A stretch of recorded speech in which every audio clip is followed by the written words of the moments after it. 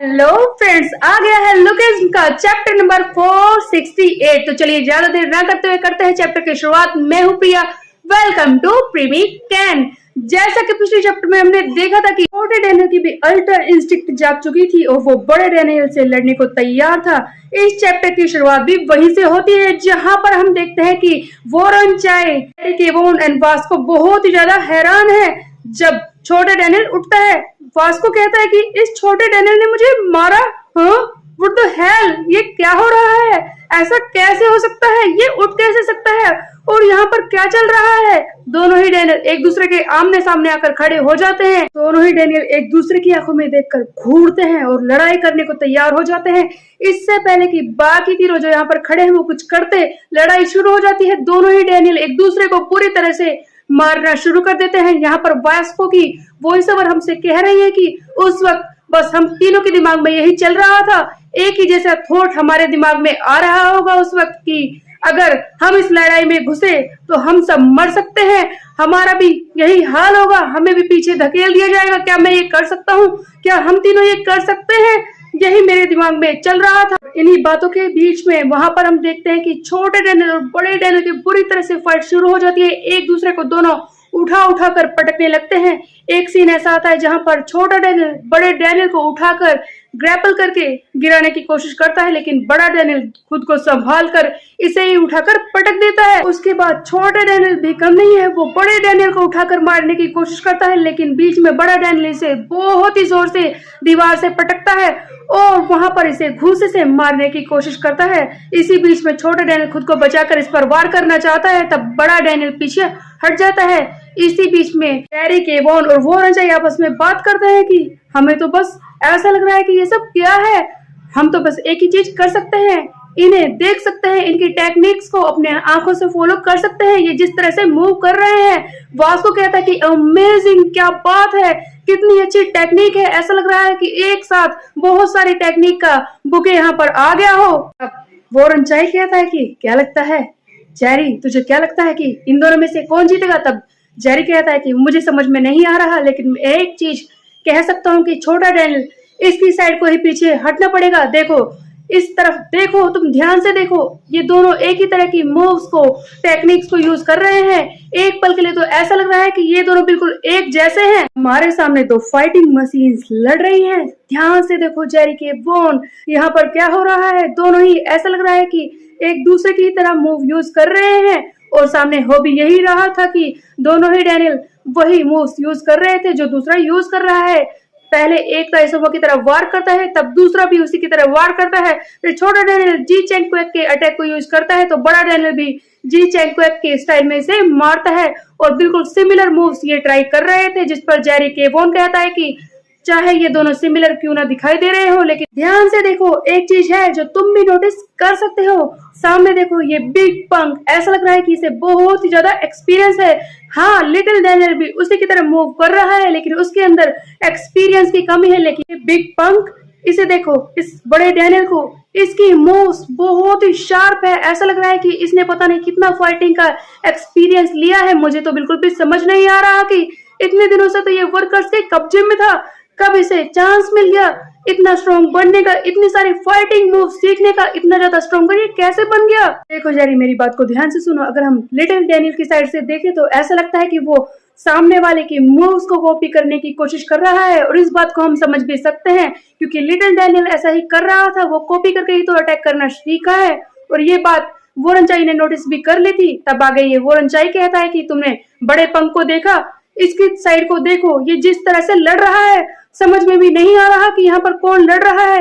इसका लड़ने का तरीका कितना वॉयलेंट है, कितना निर्दयी है। ये बिग डैनियल तो ऐसा लग रहा है कि इतनी सारी स्ट्रेंथ, इतनी सारी मास्टरिंग टेक्निक के साथ पैदा हुआ है, लेकिन छोटा डैनियल, क्या इसने इससे पहले इस तरह की टेक्निक को कभी भी कॉपी किया है?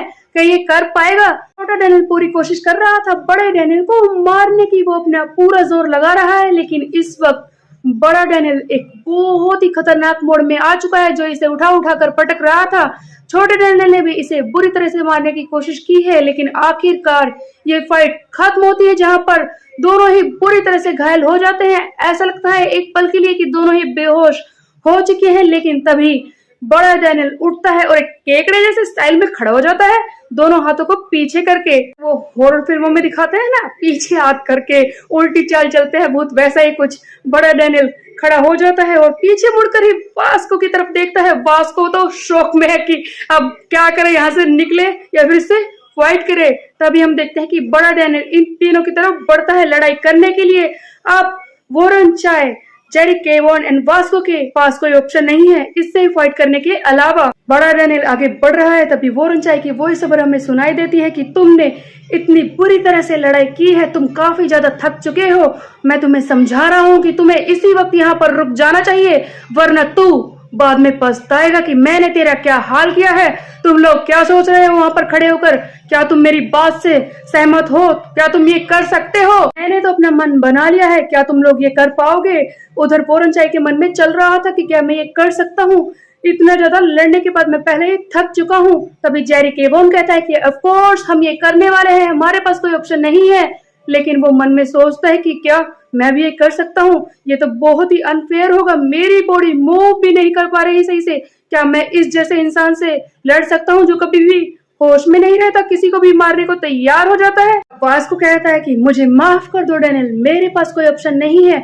लगता है अब वो मौका आ गया है जहां पर मुझे बैक टैग की वो स्किल यूज करनी ही होगी, मुझे अपने फाइटिंग लेवल को अप करना ही होगा। अब मैं तुझे दिखाऊंगा, सिखाऊंगा कि फाइटिंग होती क्या है। मुझे माफ कर दे डैनियल, क्योंकि अब मेरे पास कोई ऑप्शन नहीं है। और ये मुआ थाई के पोज में फिर से आकर खड़ा हो जाता है लड़ने के लिए। तीनों ही अपनी पावर को अप कर रहे हैं बड़े डैनियल के खिलाफ और तीनों ही मिलकर इसे लड़ने को आगे बढ़ते हैं। तीनों के दिमाग में बस यही चल रहा है, चाहे हम ये करने जा रहे हो लेकिन हम अपने मौत के मुंह में जा रहे हैं। ऐसा लगता है कि हम तीनों ही मरने वाले हैं। उसके बाद जेक किम का एक सीन दिखाया जाता है जहां पर उसे अचानक से होश आता है। तब अलेक्जेंडर हवांग चिल्लाता है कि हाँ ब्रदर, तुम इतनी जल्दी जाग गए, ऐसा कैसे हो सकता है, तुम इतनी जल्दी रिकवर भी हो गए?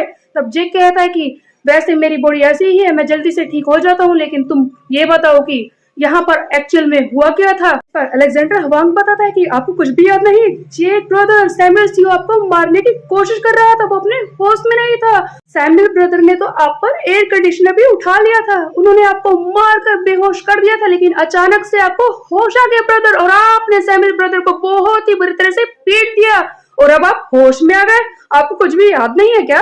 तब जे कहता है कि तुम पता नहीं क्या बात कर रहे हो, जाओ जल्दी से सैमुअल को उठाओ, किसी सेफ जगह पर लेकर जाओ। तब यहाँ पर जेक आगे कहता है कि देखो मेरी बात को ध्यान से सुनना, वो हैंग्योल बाइक अपने साथियों को लेकर आता ही होगा हमसे लड़ाई करने के लिए। हम सब पहले ही थक चुके हैं, अगर हम इसी हालत में उसे मिले तो हम ऑफ कोर्स हार जाएंगे। तो हमें अपनी पावर को बढ़ाना होगा। जल्दी से जाकर तुम अलाइड के बाकी मेंबर्स को ढूंढो, उन्हें इकट्ठा करो और मेरे पास लेकर आओ। हम सबको साथ जुड़कर अपनी पावर को बढ़ाकर काम करना होगा ताकि मैं उस हैंग्योल बाइक को हरा सकूं। तुम मेरी बात को समझ रहे हो? अलेक्जेंडर हवांग कहता है कि वो काम तो मैं कर दूंगा, लेकिन ब्रदर आप ये तो बताइए कि आप क्या करने वाले हैं? तब जे किम कहता है कि मुझे अपना काम करना होगा और ये फिर अपने काम के लिए निकल जाता है। जाते जाते ये सोच रहा होता है कि मेरा बस यही काम है, मुझे जिनियंग पार्क को ढूंढना है। मैं जानता हूँ कि वो मेरे डैड गैप्रियोंग किम की फीस्ट गैंग का एक्टिंग चीफ था और मैंने उसे बहुत पहले देखा था। जब मैं उनसे मिला था तब मैं बहुत ही ज्यादा छोटा था। उनके साथ मेरी एक बहुत ही प्यारी सी मेमोरी भी है, उन्होंने मुझे गोद में उठाया हुआ था, बस मुझे यही याद है। और वो एक जेंटल पर्सन है, मुझे यकीन है कि वो बहुत ही अच्छे होंगे। मुझे उन्हें ढूंढना है और उनसे किसी भी तरह से बात करके उन्हें समझाना होगा। हम देखते हैं कि जे किम इधर उधर जिनियम को ढूंढता है और फाइनली इसे वो रूम मिल जाता है, फार्मेसी वाला, और ये जिनियम पार्क के सामने आकर खड़ा हो जाता है। किम अपनी आंखों के सामने जिनियम पार्क को देखकर खुश हो जाता है और कहता है अंकल ये मैं हूँ आपका जे किम, आपको याद आया? दोनों पहले भी मिल चुके हैं, आपको याद है? वैसे मैं काफी बदल गया हूँ और आप भी बूढ़े हो चुके हैं, हम दोनों ही काफी बदल चुके हैं, आपको कुछ याद है? उधर हम देखते हैं जिनियम पार्क के दिमाग में बस यही चल रहा था कि ये अभी भी मुझ पर हंस रहा है। किम गैप, ऐसा लगता है कि ये किम गैप्रियों कहने की कोशिश कर रहा है और जे किम को बहुत ही बुरी तरह से मारता है। जेक हैरान हो जाता है। जेक कहता है कि अंकल आप क्या कर रहे हैं, मैं हूँ आपका जे किम।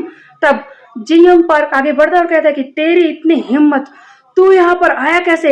इतना सब करने के बाद भी तू यहाँ पर आ गया, तेरे इतने हिम्मत, तू मेरे सामने खड़ा है। जैसा इंसान जिसे किसी के बारे में कोई फर्क नहीं पड़ता, जो आसमान को छूने की चाह रखता है, तुझे न्याय अन्याय से कुछ भी फर्क नहीं पड़ता ना, और तू मेरे डैड को मारने के बाद यहाँ पर मेरे सामने आकर खड़ा हो गया, तेरी इतनी हिम्मत। अभी बोंगे चोई का एक सीन दिखाया जाता है फ्लैशबैक में, जहाँ पर वो जे किम से कह रहा है कि तुम्हें ध्यान रखना होगा, अगर जिनिंग पार्क अपनी हालत में ना हो, उसका दिमाग काम ना कर रहा हो, तब यहाँ पर जे कहता है कि आप ऐसा क्यों कह रहे हैं। तब बोंगे चोई कहता है कि मेरी बात को ध्यान से सुनो।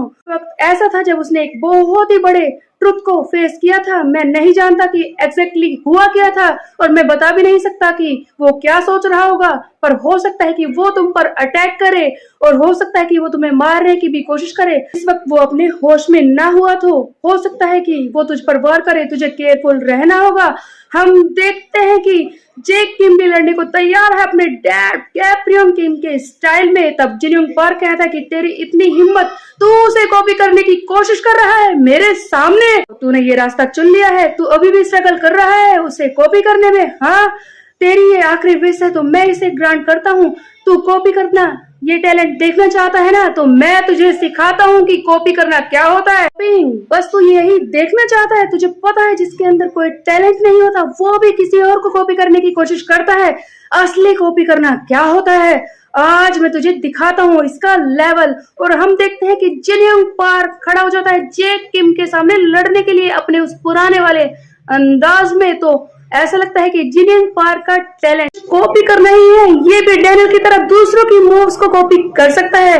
और अब आगे क्या होगा, ऐसा लगता है कि इसके पास भी बहुत सारी खतरनाक मूव्स हैं, तो क्या ये जेक को बुरी तरह से पीट देगा। इसकी बातों को सुनकर ऐसा लगा कि ये इस जेक किम के डैड से नफरत भी करता है। तो उसने क्या किया होगा, ऐसा कौन सा सच है जो अभी बाहर आना बाकी है, ये हम देखेंगे नेक्स्ट चैप्टर में। हो सकता है कि बहुत सारे चैप्टर लगे, बट जो भी होगा काफी ज्यादा इंटरेस्टिंग होगा। आपको ये कैसा लगा कमेंट करके जरूर बताएं। मेरे वीडियो को लाइक करें, चैनल को सब्सक्राइब करें, बेल के कर दे प्रेस। मिलता है, बाय बाय गाइस।